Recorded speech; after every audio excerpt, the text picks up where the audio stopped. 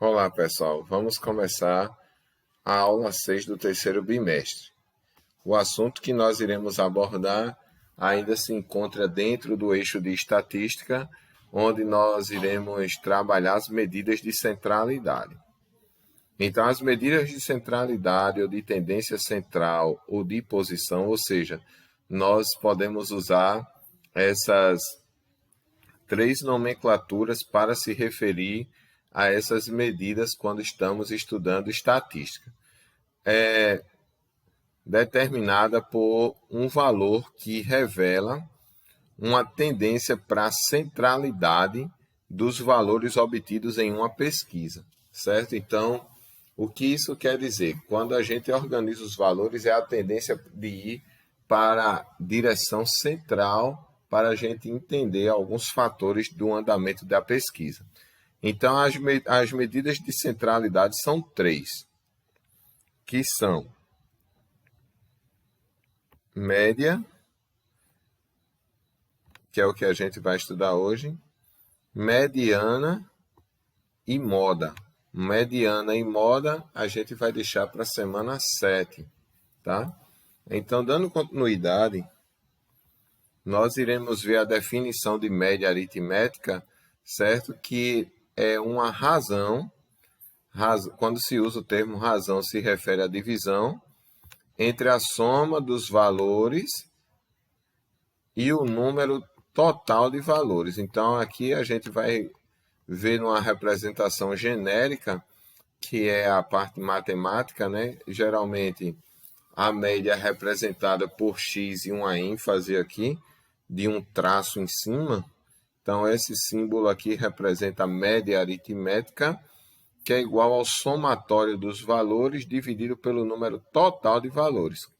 Então, quais são os valores? x1, x2, xn, porque a gente não sabe a quantidade de valores que iremos trabalhar, dividido por n, porque é o número de valores, certo?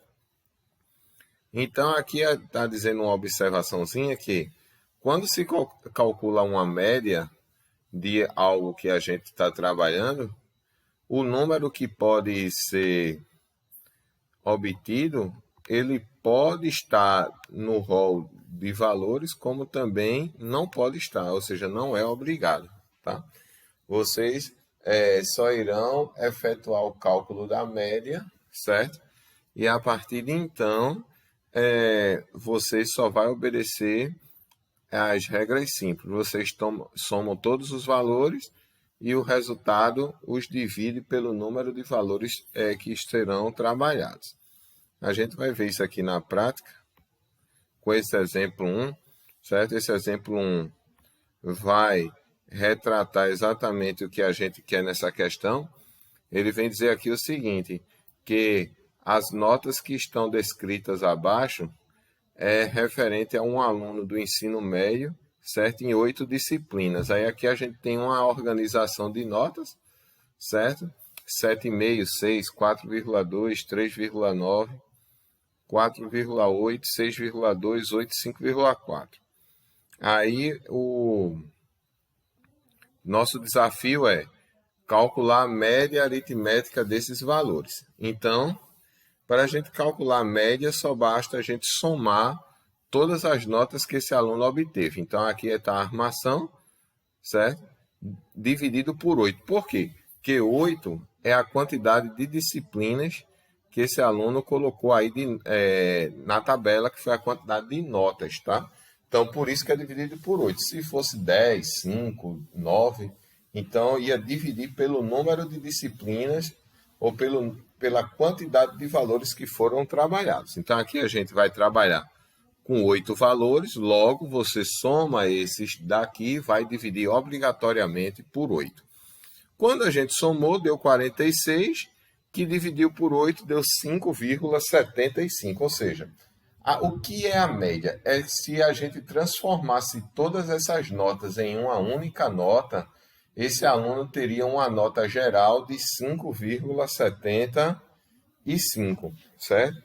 Então, a média ela serve para isso, que é para preparar um ambiente geral, tá? Para a gente entender que se fosse uma coisa só, como seria?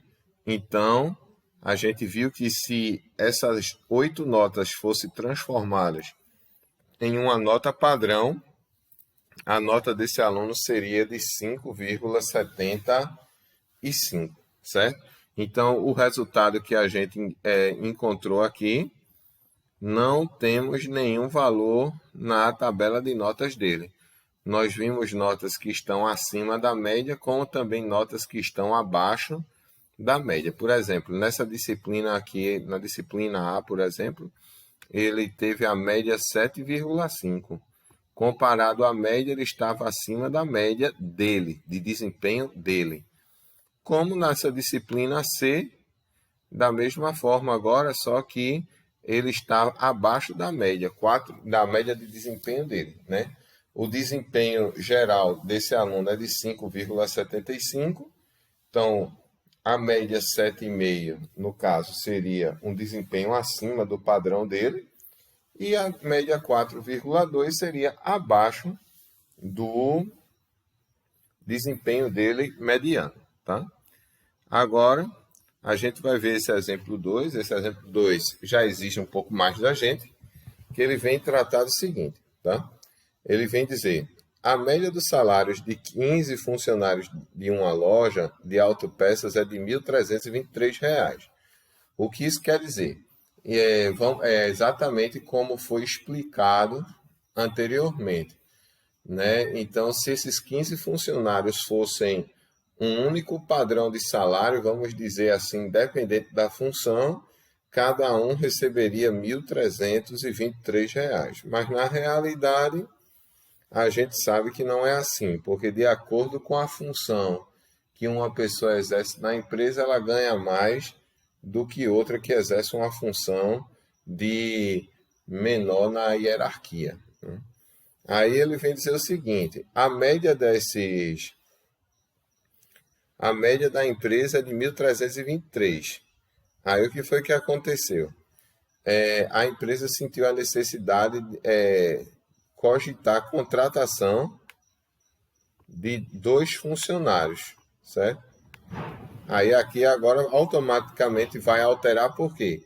Porque a empresa antes tinha 15 funcionários, passará a ter 17, porque se caso forem contratados, vai ser uma nova média aí, certo?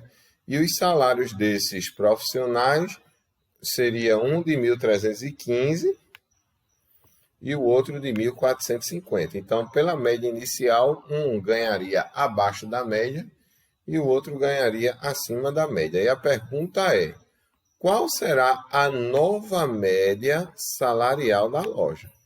Então, esse é o nosso desafio. Qual será a nova média? Aí, partindo disso aí, a gente tem que observar o seguinte. Eu grifei aqui os passos explicativos de verde e a resolução matemática em vermelho. Então, passo 1, a gente tem que saber o seguinte, sabemos que a média inicial da empresa é R$ 1.323, né? Mas a gente vai ver o seguinte, a partir disso nós temos a média salarial é igual à folha dividido pelo número de funcionários. Então, aqui essa nomenclatura aqui eu acabei me equivocando, mas é o folha salarial, certo? Aí o que é que acontece? A gente tem que saber qual é a primeira folha, né? O somatório que ela gasta, e sim, com o quadro de funcionários dessa empresa. Aí o que é que acontece? A gente já viu que a média salarial no momento inicial era de R$ 1.323 e essa empresa possuía 15 empregados. E então, para a gente saber a folha, basta multiplicar a média pelo número de funcionários. Então, 1.323 vezes 15 é igual a 19.845. Quer dizer que essa empresa, antes de contratar os funcionários, a despesa dela com salário era de 19.845, certo? Aí o que é que acontece? a gente sabendo qual é a folha salarial da empresa, o que é que nós iremos fazer? O passo 2 nos orienta a obter a nova folha. Por que a nova folha? Porque foi contratado 2 funcionários, certo? Então, se a minha folha inicialmente era de 19.845, eu tenho que acrescentar o salário dos 2 novos empregados da empresa. Então, um ganha 1.315 e o outro ganha 1.450. Ao somarmos a folha antiga, né, a folha inicial, mais os 2 salários da empresa agora, ficou em R$ 22.610, né? Então, aqui a gente já viu que a folha salarial houve um aumento em torno de quase R$ 3.000, certo? E agora o terceiro e último passo, se eu já sei a minha nova folha, então agora eu vou obter a minha nova média, né? Então a nova média salarial vai ser igual à nova folha dividido pelo número novo de funcionários. Então a nova folha saiu de 19.845, que era antiga, e passou para 22.610. Assim como o número de funcionários que antes era 15, quando contratou os novos funcionários agora, somou com 2, ficou 17. E ao efetuarmos essa divisão, a folha média de salários da empresa passou a ser de R$ 1.330. O que isso quer nos dizer? Que se esses 17 funcionários ganhassem a mesma coisa, quer dizer que cada um ganharia 1.330. Tá? Agora a gente vai ver aqui o outro tipo de média, que é a média aritmética ponderada. Essa média aritmética ponderada, ela é usada quando a gente trabalha com valores repetidos ou com pesos, né? A gente vai ver o que é que significa isso agora. A gente vai ver aqui nesse exemplo 3 exatamente na prática como funciona essa questão, certo? Então a gente vai ver o seguinte, ele vem dizer aqui que foi realizada uma pesquisa socioeconômica com 200 pessoas, certo? Aqui a gente já viu que se fosse caso de população e amostra, a gente ia abordar inicialmente por essa área. De uma cidade, né? Então a gente vê que é uma amostra, né? Para investigar alguns itens de conforto presentes na residência de cada uma das pessoas entrevistadas. Aí na tabela de frequências seguinte, constam os resultados referentes ao número de aparelhos de TV por casa. Então, saber quantas televisões tinha em cada casa pesquisada. Então, dessas 200 pessoas que foram pesquisadas, 9 pessoas disseram que não tinha TV em casa, 93 disseram que tinha uma TV, 60 pessoas, 2 TVs, 22 pessoas, 3 TVs e 16 pessoas, 4 TVs. Né? Quando a gente soma a frequência absoluta desses valores, resultou em 200. E para transformar em frequência relativa, que a gente já trabalhou antes, né? A gente pega o valor da frequência absoluta e divide pelo total, né? Então, a gente aqui, ó, 9 dividido por 200, que deu 0,045, que transformando em porcentagem, que é multiplicando esse valor decimal por 100, dá igual a 4,5%. Já as pessoas que têm uma TV só,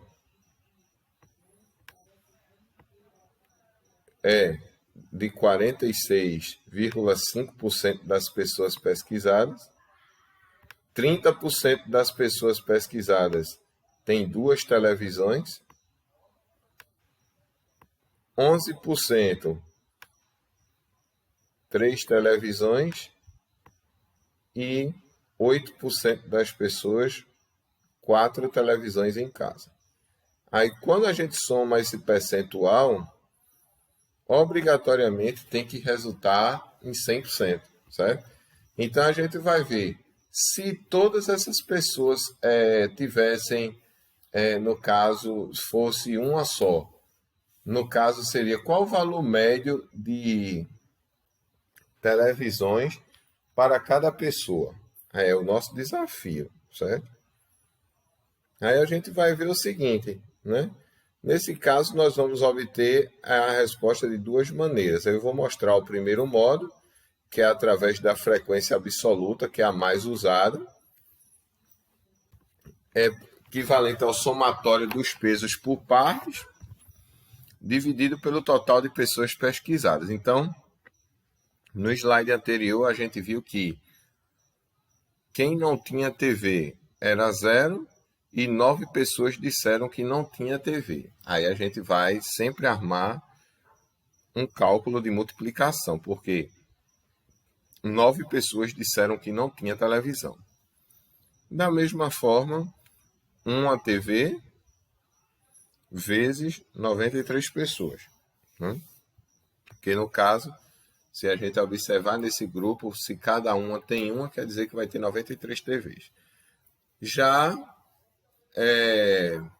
nesse caso aqui, 2 televisões foram 60 pessoas. Aí a gente tem que multiplicar, porque é para saber quantas televisões tem nesse grupo. 3 vezes 22, da mesma forma, para saber quantas televisões tem nesse grupo. E 4 vezes 16, no mesmo raciocínio. Sobre o número total de pessoas pesquisadas. Então, 9, aí a gente só colocando aqui, ó, 93, 60, 22 e 16. Aí, quando a gente soma isso tudo, o resultado vai dar 200, certo? Então, aqui a gente tem 0, que foi o primeiro resultado aqui, mais 93 TVs do primeiro grupo, mais 120 TVs desse grupo, que tem 2. Quem tem 3 resultou em 66 e quem tem 4 resultou em 64. Ao somarmos tudo isso, o que foi que aconteceu? A gente viu que a soma desses itens deu 343. E ao dividirmos por 200, resultou em 1,715. Então, quer dizer que, se fosse uma distribuição de padrão média, quer dizer que cada pessoa teria em torno de 1,715 TV. Mas aí, como a gente sabe que isso não existe, né? Não existe 1,7 TV, claro, mas isso aqui é um número médio que é para a pessoa ter noção. Isso quer dizer que a grande maioria das pessoas pesquisadas fica geralmente em torno de uma televisão a 2, né? Então, 1,715, se a gente analisar mais afinco, com mais afinco esse número, ele está mais próximo de 2 que de 1. Então, quer dizer que a probabilidade é de que as pessoas poderiam ter mais, quase 2 TVs em casa. Aí aqui, no segundo caso, nós iremos ver a frequência relativa, que é o percentual, certo? Então, o mesmo somatório dos pesos por parte, só que em vez de você pegar a frequência absoluta, que é a maneira mais comum de usar, vocês pegariam o termo percentual da tabela, né? Então, a armação seria a mesma, 0 TV foi 4,5% das pessoas, uma TV 46,5%, 2 TVs foi 30% das pessoas, 3 TVs foram 11% dos pesquisados, assim como 4 TVs, apenas 8% tem essa quantidade de TVs em casa. E quando a gente soma isso aqui, juntando todo mundo aqui, o que é que vai acontecer? O resultado desse somatório vai dar em 100%, né? O somatório desses itens aqui vai resultar em 100%. Aí o que é que acontece? Aí a gente vai somar os valores que nós tivemos. Quais foram? Zero, porque matematicamente todo número multiplicado por zero é zero. 46,5% mais 60% mais 33% mais 32%. Quando a gente soma esse valor aqui para obter o somatório, vai dar 171,5%. Quando efetua a divisão de 171,5% por 100%, né, como 100 é um número que tem dois zeros, a gente só basta deslocar a vírgula duas casas para a esquerda. E se a gente perceber, fazendo esse movimento, dá 1,715. Ou seja, o mesmo resultado quando trabalhamos na forma absoluta. Ou seja, o que isso quer nos dizer? Que você pode escolher tanto a maneira relativa como a maneira absoluta, que trabalhando corretamente, os dois resultados serão iguais. Então, agora nós estamos concluindo a nossa aula. Existem três formas que irá vocês participarem dessa aula, né? Respondendo pelo Google Classroom, pelo sistema, ou através resolvendo as atividades que eu enviarei via Zap nos grupos e mandando as respostas para o meu privado, ou buscando atividade impressa na escola. Então, desde já, agradeço a atenção de vocês. Tenham bons estudos.